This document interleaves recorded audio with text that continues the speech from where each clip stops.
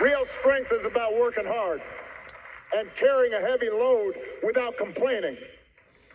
Real strength is about taking responsibility for your actions and telling the truth even when it's inconvenient. Real strength is about helping people who need it and standing up for those who can't always stand up for themselves.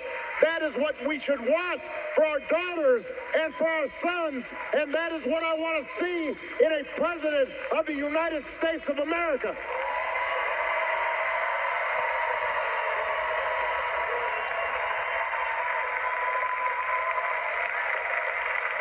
And the good news is that you have candidates to vote for in this election that demonstrate that kind of character, who know what real strength looks like, who will set a good example and do the right thing and lead this country better than they found it. So, Pennsylvania, that is the choice in this election. It's not just about policies that are on the ballot. It is about values, and it is about character. So whether this election is making you feel excited or scared or hopeful or frustrated or anything in between, do not just sit back and hope for the best. Get off your couch and vote. Put down your phone and vote. Grab your friends and family and vote. Vote for Kamala Harris as the next president of the United States. Vote for Tim Walz as the next vice president of the United States. Vote for Bob Casey and this whole incredible Pennsylvania Democratic ticket. Help your friends and family members and neighbors and co-workers do the same, because if enough of us make our voices heard, we will leave no doubt about the election outcome. We'll leave no doubt about who we are and what America stands for. And together we'll keep building a country that's more fair and more equal and more just and more free. That is our task. That is our responsibility. Let's go do it. If the Trump administration approves a vaccine before or after the election, should Americans take it, and would you take it?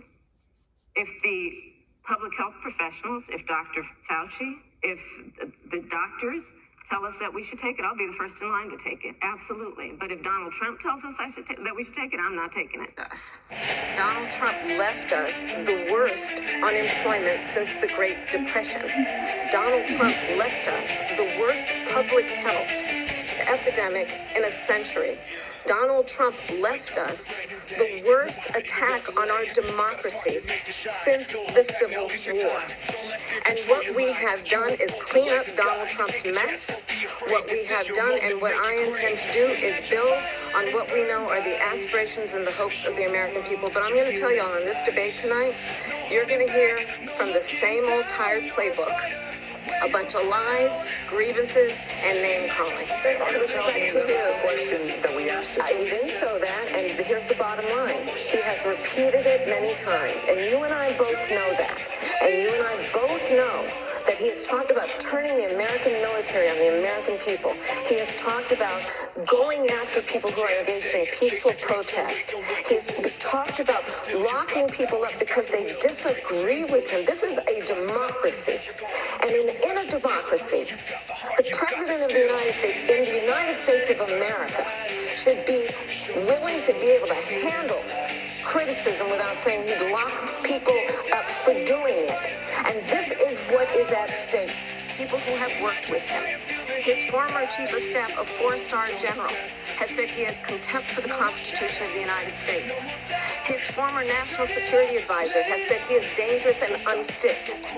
His former secretary of defense has said the nation, the republic, would never survive another Trump term. And when we listen to this kind of rhetoric, when the issues that affect the American people are not being addressed, I think the choice is clear in this election. And that make no exception even for rape and incest, which understand what that means. A survivor of a crime of violation to their body does not have the right to make a decision about what happens to their body next. That is immoral. And one does not have to abandon their faith or deeply held beliefs to agree. The government, and Donald Trump certainly, should not be telling a woman what to do with her body. I have talked with women around our country. You want to talk about this is what people wanted? Pregnant women who want to carry a pregnancy to term, suffering from a miscarriage, being denied care in an emergency room because the healthcare providers are afraid they might go to jail, and she's bleeding out in a car in the parking lot. She didn't want that. We know what a second Trump term would look like. It's all laid out in Project 2025, written by his closest advisors. And its sum total is to pull our country back to the past. But America, we are not going back. We are not going back. We are not going back. We are not going back to when Donald Trump tried to cut Social Security and Medicare. We are not going back to when he tried to get rid of the Affordable Care Act, when insurance companies could deny people with pre-existing conditions. We are not going to let him eliminate the Department of Education that funds our public schools. Amongst our union sisters and brothers on this, Donald Trump is a scab. He will break picket lines. And the other day, Senator Vance attacked the PRO Act, a bill that protects workers' right to organize and collectively bargain. The AFL-CIO said that the PRO Act is the most significant worker empowerment legislation since the Great Depression. J.D. Vance called it a failed model. So just to be clear, the guy who showed up and wanted to act nice a few weeks ago is not the guy's policies that care for workers. They undermine them every step of the way, and that populist stick is nothing more than an act. I'm going to say it.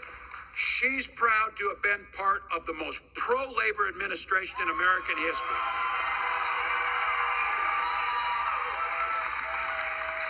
Unafraid and standing next to Joe Biden as we walk picket lines for workers demanding better pay and better working conditions. Because we know when workers win, America wins. It's that simple. If anybody wants to pretend that this is a normal conversation that Donald Trump is having, just dispel that. The former chairman of the Joint Chiefs of Staff, Mark Milley, said, "No one has ever been more dangerous to this country than Donald Trump, and he is a fascist to his core." Let that sink in, and don't be a damn bit afraid of saying it, because that's exactly who he is. That's exactly who he is. But here's the thing. Here's the good news. We get to do something about it. If you're like me, I am sick and tired of this guy, ready to turn the page on him, and we can do that by making Kamala Harris the President of the United States.